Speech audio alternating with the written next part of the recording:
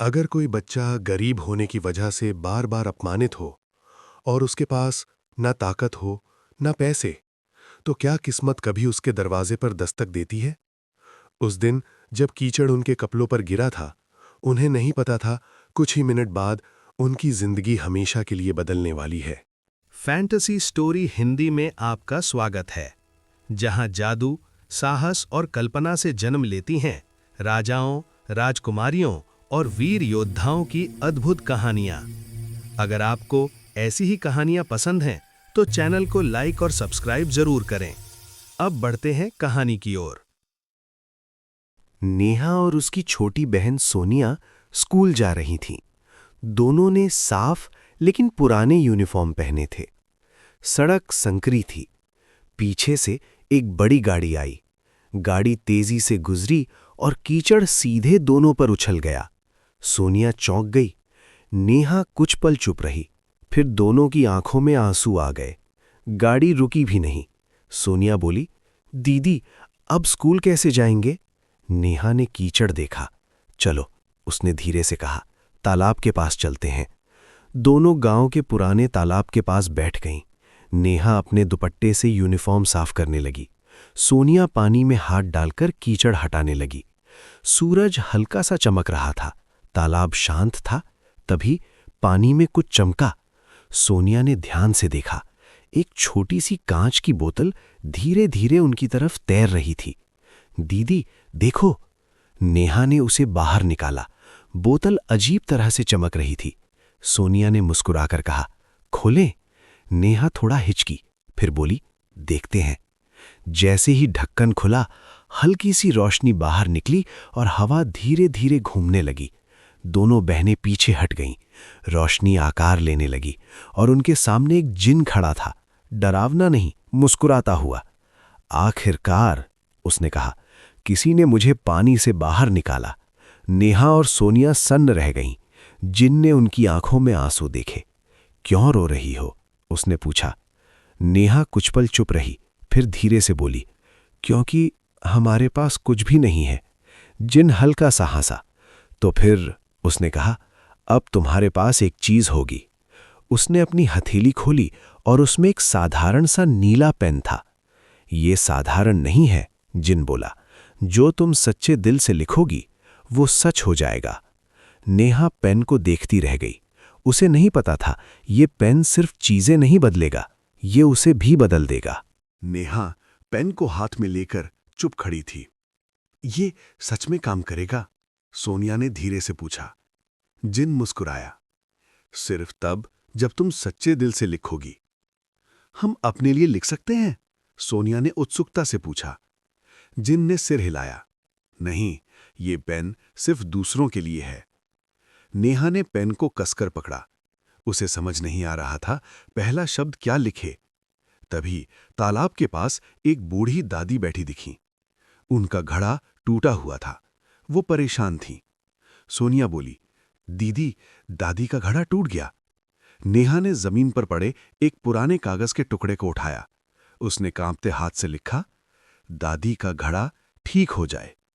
जैसे ही आखिरी शब्द पूरा हुआ, पेन हल्का सा चमका। तालाब के पास टूटा हुआ घड़ा धीरे धीरे जुड़ने लगा। दरारें गायब हो गईं। दादी ने हैरानी से घड़ा उठाया। अरे, वो बोली, ये कैसे? नेहा और सोनिया एक दूसरे को देखने लगीं। उनकी सांसें तेज हो गईं। सोनिया फुसफुसाई, दीदी, ये सच में काम करता है। जिन पास खड़ा था। उसने कहा, याद रखो, हर शब्द की जिम्मेदारी होती है। नेहा ने पेन को देखा। वो अब साधारण लग रहा था, जैसे कुछ हुआ ही नहीं। लेकिन उसके अंदर अब एक नई हिम्मत थी। अगर हम किसी की मदद कर सकते हैं, नेहा ने धीरे से कहा, तो हमें करनी चाहिए। जिन हल्का सा मुस्कुराया। बस सोच समझ कर लिखना, उसने कहा। हवा चली। पानी में हल्की लहर उठी और नेहा को लगा आज से उनकी जिंदगी पहले जैसी नहीं रहेगी। अगले दिन नेहा और सोनिया स्कूल पहुंचीं। यूनिफॉर्म अब साफ थी, चेहरे पर हल्की सी मुस्कान। लेकिन मन में एक राज था। स्कूल की छत से पानी टपक रहा था। कक्षा की दीवारों में दरारें थीं। सोनिया ने धीरे से कहा, दीदी, अगर हम ये भी लिख दें? नेहा कुछ पल सोचती रही। जिनकी बात उसे याद थी। हर शब्द की जिम्मेदारी होती है। नेहा ने कॉपी निकाली, पेन हाथ में लिया, धीरे से लिखा, स्कूल की छत ठीक हो जाए। जैसे ही आखिरी अक्षर पूरा हुआ, पेन हल्का सा गर्म हो गया। किसी को कुछ समझ नहीं आया, लेकिन कुछ मिनट बाद टपकता पानी रुक गया। छत की दरारें धीरे धीरे भर गईं। बच्चे चौंक गए। अरे, पानी बंद हो गया। शिक्षक ने ऊपर देखा। ये कैसे? नेहा चुप रही। सोनिया की आंखें चमक रही थीं। उस दिन के बाद नेहा ने और लिखा, गली का गड्ढा भर जाए, दादी की दवा मिल जाए, टूटा हैंडपंप ठीक हो जाए। और हर बार कुछ ना कुछ सुधरने लगा। धीरे धीरे गांव बदलने लगा। लोग कहने लगे, आजकल किस्मत अच्छी है। कोई नहीं जानता था किस्मत नहीं, एक छोटी लड़की का पेन काम कर रहा था। लेकिन उसी शाम नेहा ने देखा, पेन पहले जितना चमक नहीं रहा था। बहुत हल्की सी रेखा उस पर दिखी, जैसे वो थक रहा हो। दीदी, सोनिया बोली, ये हल्का क्यों हो गया? नेहा चुप रही। दूर तालाब की तरफ हवा चली। जिन पेड़ के पास खड़ा था, उसने सिर्फ इतना कहा, जादू हमेशा चुपचाप काम करता है, लेकिन वो हमेशा रहता नहीं। नेहा का दिल हल्का सा घबराया। उसे पहली बार लगा, ये कहानी सिर्फ मदद की नहीं है, ये कुछ और भी सिखाने वाली है। कुछ ही दिनों में गांव में अजीब बदलाव दिखने लगा। टूटी चीजें ठीक हो रही थीं, बीमार लोग जल्दी संभल रहे थे, सूखी जमीन पर घास उगाई थी। लोग हैरान थे, लेकिन जल्द ही हैरानी आदत बन गई। और फिर उम्मीद। एक दिन मोहल्ले की चाची नेहा के पास आईं। बेटा, उन्होंने धीरे से कहा, अगर तू लिख दे कि मेरे बेटे को नौकरी मिल जाए। नेहा चुप रही। फिर कोई और आया, मेरे खेत में फसल ज्यादा हो जाए, मेरी दुकान चल पड़े, मेरा घर बड़ा हो जाए। अब लोग सिर्फ ठीक होने की बात नहीं कर रहे थे, वो ज्यादा मांगने लगे थे। सोनिया ने धीरे से पूछा, दीदी, सबके लिए लिखोगी? नेहा के हाथ में पेन था। उसे पहली बार भारी लगा। उसने सोचा, क्या हर इच्छा सही होती है? उसी शाम तालाब के पास जिन फिर मिला। तुम परेशान हो, उसने कहा। नेहा ने सिर झुका लिया। सब लोग अब हमसे उम्मीद करने लगे हैं, वो बोली। अगर मैं ना लिखूं तो? जिन ने धीरे से कहा, मदद और लालच दो अलग बातें हैं, तुम्हें हर शब्द लिखना जरूरी नहीं। नेहा ने पेन को देखा, वो अब पहले जैसा चमकीला नहीं था। अगर ये खत्म हो गया तो? सोनिया ने पूछा। जिन मुस्कुराया। जादू खत्म नहीं होता, उसने कहा, बस हाथ बदलता है। नेहा को कुछ समझ आया। उसने तय किया, वो सिर्फ वही लिखेगी जिससे सच में किसी का दुख कम हो, न ज्यादा न दिखावे के लिए। उसी रात कुछ लोग फिर आए। लिख दे कि हम अमीर बन जाएं। नेहा ने धीरे से सिर हिला दिया। नहीं, उसने कहा। लोग चौंक गए। पहली बार नेहा ने ना कहा था, और उसी पल पेन में हल्की सी रोशनी लौट आई। कुछ दिन सब ठीक चलता रहा।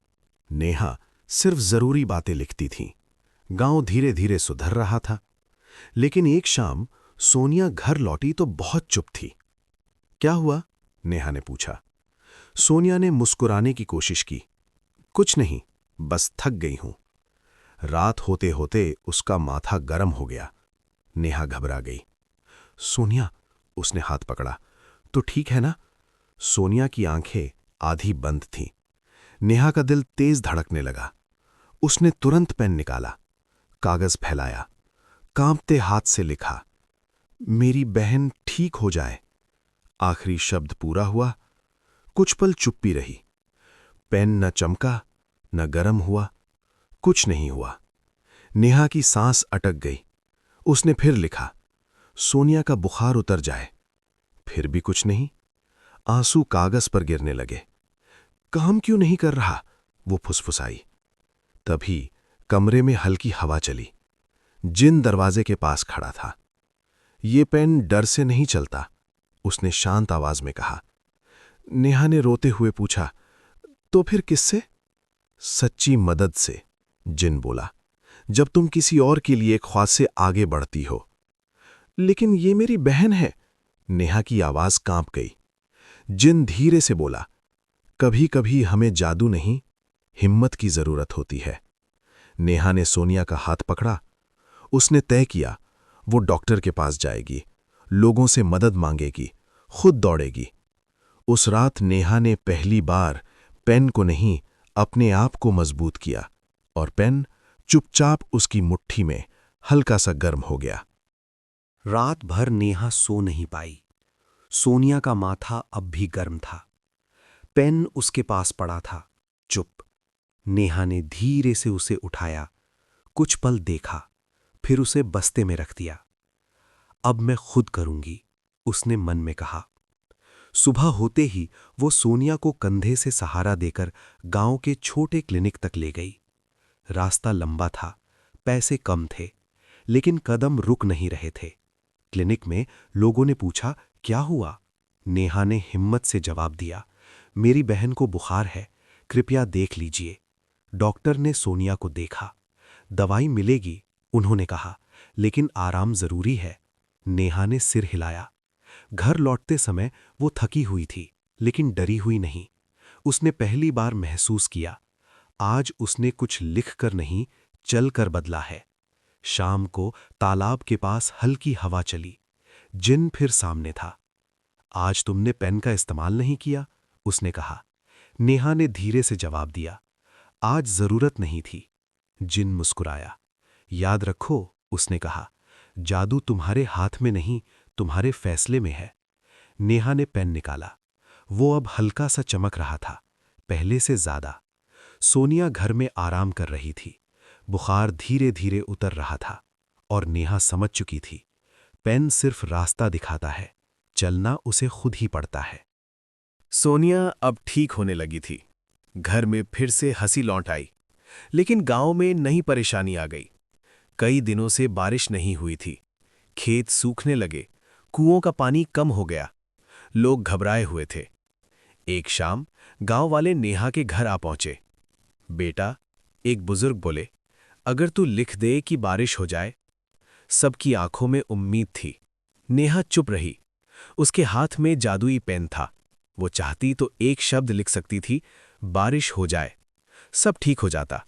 लेकिन उसे जिन की बात याद आई, हर शब्द की जिम्मेदारी होती है। अगर उसने लिखा तो लोग फिर हर बार उसी पर निर्भर हो जाएंगे। नेहा बाहर आई, सूखी जमीन को देखा, फिर बोली, हम सब मिलकर कुआं गहरा कर सकते हैं। लोग हैरान हुए। पर बारिश? नेहा ने शांत स्वर में कहा, बारिश आए या ना आए, हम कोशिश कर सकते हैं। कुछ लोग मान गए, कुछ ने सिर हिलाया। लेकिन अगले दिन पूरा गांव कुएं के पास इकट्ठा था। सब मिलकर मिट्टी हटाने लगे। सोनिया भी छोटा सा डिब्बा लेकर मिट्टी उठा रही थी। शाम तक कुआं थोड़ा और गहरा हो गया, और तभी जमीन से हल्का सा पानी झलकने लगा। लोग खुशी से चिल्लाए। नेहा ने पेन को देखा। वो इस बार खुद ब खुद हल्का सा चमक रहा था। जिन तालाब के पास खड़ा था, उसने सिर हिलाया। तुमने सबसे मुश्किल रास्ता चुना, उसने कहा। नेहा मुस्कुराई। जादू आसान है, वो बोली, लेकिन साथ काम करना ज्यादा अच्छा है। आसमान में हल्के बादल छा गए, और पहली बूंद धीरे से जमीन पर गिरी। बारिश की हल्की बूंदें अब भी जमीन को छू रही थीं। गांव में राहत थी, लेकिन नेहा के मन में एक सवाल था। उस रात वो अकेले तालाब के पास गई। पेन उसकी हथेली में था। जिन धीरे धीरे सामने आया। तुम सोच रही हो, उसने कहा। नेहा ने पूछा, ये पेन असल में है क्या? जिन मुस्कुराया। ये पेन कभी जादुई था, वो बोला, लेकिन अब ये सिर्फ एक याद है। नेहा चौंकी। तो जो कुछ हुआ वो तुम्हारे फैसलों से हुआ, जिन ने जवाब दिया। जब तुमने दादी के लिए लिखा, तुम मदद करना चाहती थीं। जब तुमने स्कूल के लिए लिखा, तुम जिम्मेदारी ले रही थीं। नेहा ने पेन को देखा। तो क्या ये शुरू से मेरे अंदर था? जिन ने सिर हिलाया। पेन सिर्फ तुम्हें याद दिलाने के लिए था। सोनिया भी धीरे धीरे वहां आ गई। दीदी, वो बोली, तो अब पेन नहीं रहेगा? जिन ने नेहा की तरफ देखा। अब फैसला तुम्हारा है। नेहा कुछ देर चुप रही। फिर उसने पेन को दोनों हाथों से पकड़ा। अगर ये सिर्फ याद है, वो बोली, तो अब मुझे इसकी जरूरत नहीं। उसने पेन तालाब के पानी में छोड़ दिया। पानी में हल्की सी रोशनी फैली और फिर सब शांत हो गया। जिन मुस्कुराया। अब तुम खुद जादू हो, उसने कहा, और धीरे धीरे हवा में घुल गया। नेहा और सोनिया तालाब के किनारे खड़ी थीं। डर नहीं था, सिर्फ सुकून। अगली सुबह सब कुछ सामान्य था। न तालाब में रोशनी, न हवा में कोई आवाज। नेहा उठी। कुछ पल के लिए उसे पेन याद आया। फिर उसने खुद को मुस्कुराते देखा। सोनिया अब पूरी तरह ठीक थी। वो बैठी हुई कॉपी में लिख रही थी। दीदी, उसने कहा, आज स्कूल चलें? नेहा ने सिर हिलाया।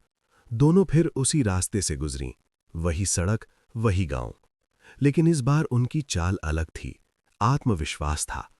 स्कूल पहुंची तो बच्चों ने पूछा, तुम लोग कैसे बदल गए? नेहा ने हंसकर कहा, कुछ नहीं, बस समझ आ गया। गांव में अब लोग नेहा से चमत्कार की उम्मीद नहीं करते थे। वो अब खुद मिलकर काम करते थे। कुएं की सफाई, स्कूल की मरम्मत, गली की सफाई, सब साथ मिलकर। सोनिया ने धीरे से पूछा, दीदी, तुम्हें जिन याद आता है? नेहा ने आसमान की तरफ देखा। हाँ, वो बोली, लेकिन अब डर नहीं लगता। शाम को तालाब के पास हवा हल्की सी चली। पेड़ों के पत्ते सरसराए। कोई रोशनी नहीं थी। फिर भी नेहा को लगा, जादू गया नहीं है, बस अब वो उनके अंदर है। कुछ महीने बीत गए। तालाब अब भी वहीं था, पीपल का पेड़ भी। लेकिन अब नेहा रोज वहां जादू ढूंढने नहीं जाती थी। उसे अब खुद पर भरोसा था। गांव में छोटा सा बदलाव स्थायी हो चुका था। लोग अब इंतजार नहीं करते थे कि कोई चमत्कार हो। वो खुद मिलकर काम करते थे। एक दिन वही गाड़ी फिर सड़क से गुजरी जिसने कभी कीचड़ उछाला था। लेकिन इस बार सड़क पक्की थी। गड्ढे नहीं थे, कीचड़ नहीं था। गाड़ी धीमी होकर निकली। नेहा और सोनिया सड़क किनारे खड़ी थीं, साफ यूनिफॉर्म में, मुस्कुराती हुई। सोनिया ने धीरे से पूछा, दीदी, अगर पेन होता तो तुम क्या लिखती?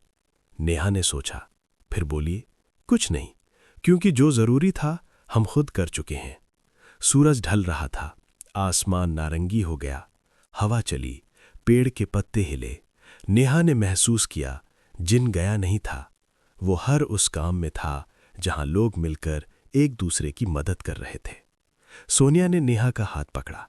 दीदी, वो बोली, अब हमें किसी जादू की जरूरत नहीं। नेहा मुस्कुराई। हाँ, उसने कहा, क्योंकि असली जादू हम खुद हैं। दोनों बहनें घर की ओर चल पड़ीं। तालाब शांत था, आसमान साफ, और कहानी यहीं पूरी होती है, जहां जादू किसी बोतल में नहीं, किसी पेन में नहीं, बल्कि एक बहन के साहस और एक छोटी बहन की मुस्कान में था। अगर आपको ऐसी ही जादुई कहानियां पसंद हैं, तो चैनल को लाइक और सब्सक्राइब जरूर करें और कमेंट में बताइए आप अगली कहानी किस पर चाहते हैं।